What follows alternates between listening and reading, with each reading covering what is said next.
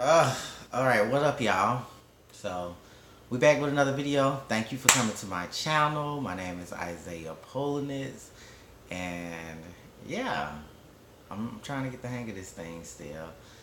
So, today I'm going to talk about why I learned Chinese.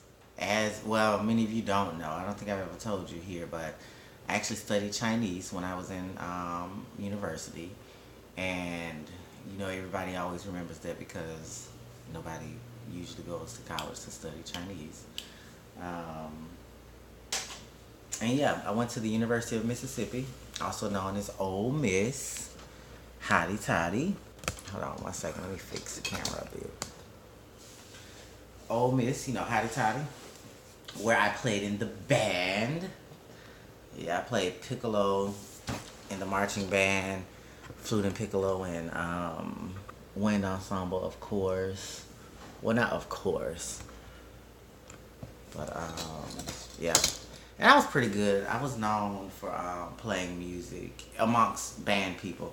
In university, everybody got their own thing going on. So I mean, if you're not in band, you're just like, hey, there's the marching band. That's it. But anyway, so I went there on a band scholarship and small academic scholarship my first year. And then I just stayed on my band scholarship after that. But my major was Chinese, Mandarin Chinese language.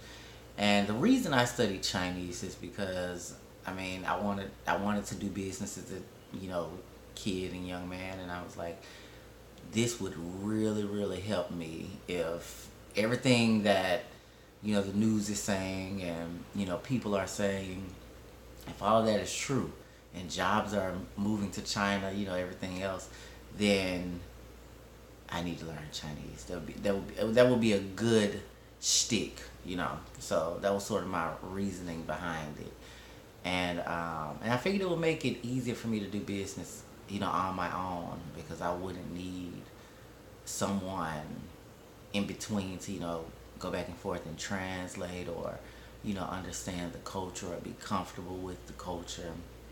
I could do all of that myself through my training. So that was the reason I learned Chinese. So I have a Bachelor of Arts, a BA degree in Mandarin Chinese. And as weird as it is, it works. It works. It led me to become a supply chain manager. So that's what I do now. So I usually work in manufacturing. So manufacturing something, a lot of times it's China based, like as far as like where our facilities may be, or where we may have operations or offices or whatever. So which is funny because there's a piece being written right now by a friend of mine, and she called to interview me for the piece, and it's about supply chain and stuff. And she begins to interview me, and she's like, so why did you learn it? What was the reason? And she asked me the question that's interesting I'm thinking about. Sorry for me rambling there just a bit, but I had forgot. My mind goes on tangents, y'all, so I might just be talking and randomly forget. But anyway, the question she asked me was, is my work generally China centric? And I was like, it is, but I had to let her know. I was like, hey, most roads today lead to China when it comes to commercial goods, whether it's components for something you need, or some type of expertise or whatever. Most roads lead back to China. So I was telling her, it's not my... Initially, when I first started, of course, I wanted most things to be China centric, but I just wanted the sheer number of opportunity that would be there, and with proxy of me having a more intimate relationship with the Chinese or Chinese culture, as it pertains to business and trade. So anyway, but that was an interesting question that she asked me, because no, I could go anywhere and work, right? But of course, it makes more sense and it makes me more competitive to have that China experience on the ground, and with the language, But even if I didn't speak Chinese, as a supply chain manager, you're still gonna deal with China in general, unless you're making like, I don't know, food, or if you're in the food business, or agricultural products, or you live in a place that I guess doesn't have as much interaction with China. Which, I mean, there are places that don't, but most places do. Yeah, so anyway, I'm trying to think if I'm gonna continue this video. Right now we at like 6 minutes. And of course, y'all leave questions in the comments below. Um I hope y'all subscribe to me. Hey, sometimes I have like really funny stuff to say. Sometimes I want to talk about serious topics. Yeah, so get to know me. I guess a few announcements.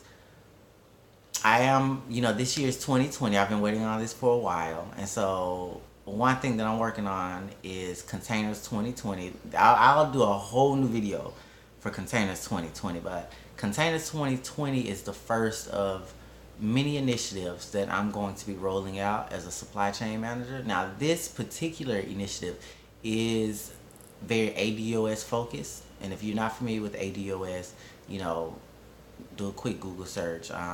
But it's a political group, but it's based on lineage.